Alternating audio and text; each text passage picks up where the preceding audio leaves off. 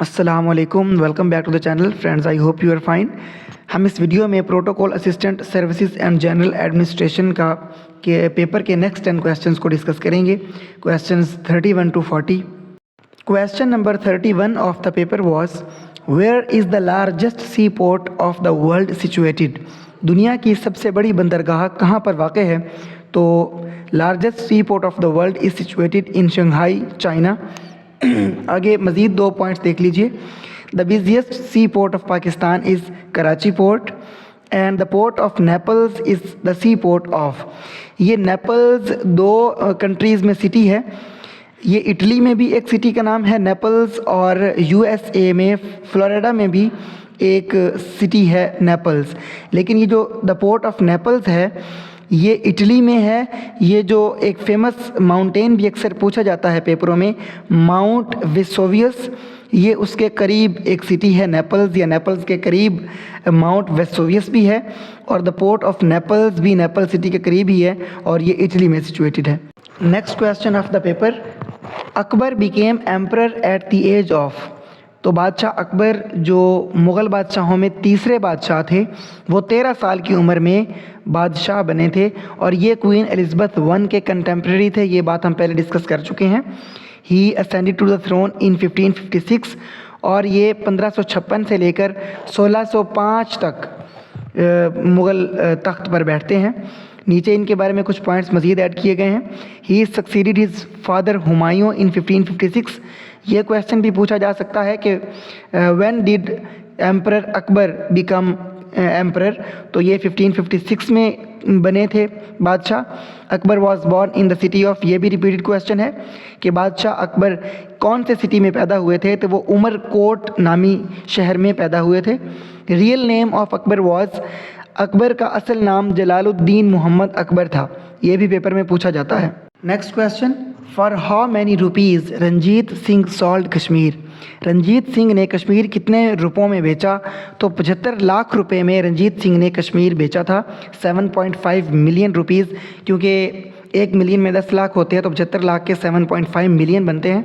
हो सकता है ऑप्शंस में वो 7.5 मिलियंस दे दे या 75 लाख दे दे, लेकिन according to internet Kashmir Ranjit Singh ने नहीं बल्कि ब्रिटिश रूलर्स ने बेचा था। अब ये क्वेश्चन भी बन सकता है कि कश्मीर किसको बेचा गया था? Kashmir was sold to Gulab Singh under the treaty of Amritsar in 1846।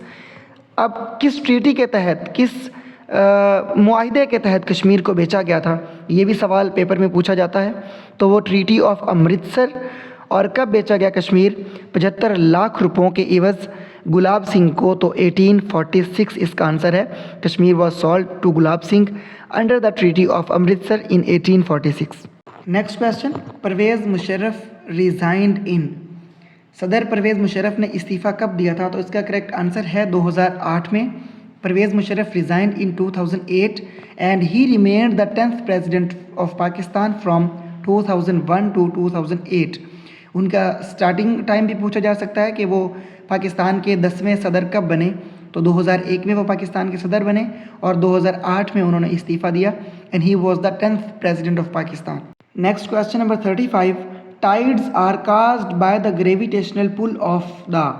तो ऑप्शन ए था moon, option B sun, option C both A and B and option D earth. तो इसका करेक्ट आंसर है मून एंड सन बोथ, क्योंकि चाँद और सूरज दोनों के ग्रेविटेशनल पुल की वजह से ज़मीन पर मौजूद समंदरों में लहरें उठती हैं। अच्छा, टाइड्स और वेव्स में यही डिफरेंस है। टाइड्स वो लहरें होती हैं जो चाँद की ग्रेविटी की वजह से या सूरज और चाँद दोनों की ग्रेविटी की वजह से समंदर पर उठने वाली लहरें होती हैं, उनको टाइड्स कहते हैं। और जो आपकी वेव्स होती हैं, वेव्स पानी की सतह पर किसी भी वजह से होने वाली डिस्टर्बेंस की वजह से जो क्रस्ट और ट्रफ बनता है या जो उसके ऊपर लहरें बनती हैं, उनको वेव्स कहते हैं। टाइड्स ज़्यादा तब बनती हैं जब सूरज और चाँद, मून एंड द सन, दोनों एक ही डायरेक्शन में समंदर के पानी को अपनी तरफ ग्रेविटी के थ्रू पुल करते हैं, तो फिर वो ज़्यादा बड़ी टाइड्स का सबब बनते हैं। Next question, Pakistan became the full member of the Shanghai cooperation organisation in. तो पाकिस्तान 2017 में 2017 में फुल मेंबर बनता है शंघाई कोऑपरेशन ऑर्गेनाइजेशन का, यानी SCO का। And Pakistan remained an observer state of SCO from 2005 to 2017। ये क्वेश्चन भी पूछा जा सकता है कि कब से कब तक पाकिस्तान SCO का ऑब्जर्वर स्टेट रहता है, 2005 से लेकर 2017 तक। SCO was founded June 15, 2001। Shanghai cooperation organisation was established in 2001। ये क्वेश्चन भी रिपीटेड है। By 6 members in Shanghai China. कितने फाउंडिंग मेंबर्स थे शंघाई कोऑपरेशन ऑर्गेनाइजेशन के? तो इसका आंसर है 6। और वो कौन कौन से थे? तो उनमें China, Russia, Kazakhstan, Kyrgyzstan, Tajikistan and Uzbekistan शामिल हैं, जो founding 6 member states of SCO थे। और शंघाई कोऑपरेशन ऑर्गेनाइजेशन का हेड क्वार्टर्स लोकेटेड है बीजिंग में, चाइना में।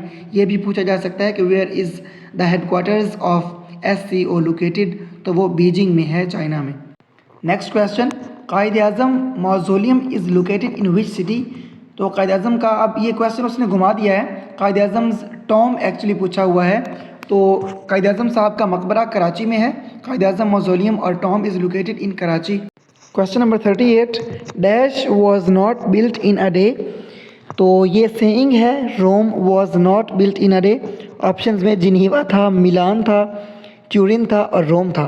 तो Rome was not built in a day, ये एक सेइंग है जिसका मतलब है कि great things and achievements take time, यानी कोई भी बड़ी चीज़ को होने में वक्त लगता है। रोम बीइंग अ ग्रेट सिटी, तो उसको एक दिन में तो नहीं बना था ऑब्वियसली। इसी तरह से कोई भी बड़ा काम या अजीम काम, अजीम चीज़ अचानक से नहीं हो जाती, it takes time. Next question, to which dynasty did the first women ruler of the Delhi सल्तनत रज़िया सुल्तान बिलोंग? तो स्लेव डायनेस्टी से बिलोंग करती थी वो। अब एक क्वेश्चन तो ये है कि वो किस सल्तनत से बिलोंग करती थी या किस डायनेस्टी से बिलोंग करती थी। लेकिन एक क्वेश्चन ये भी है कि दिल्ली दरबार की पहली जो खातून रूलर थी वो कौन थी? तो वो रज़िया सुल्तान साहिबा थी। Next and the last question, the SI unit of current is? तो सिस्टम इंटरनेशनल में करंट का यूनिट है ampere. Ampere is the SI unit of current. तो इस वीडियो में इतना ही। See you in the next video with next 10 question. तब तक के लिए अपना और अपनों का बहुत ख्याल रखिए। Keep studying and keep shining. अल्लाह हाफिज़।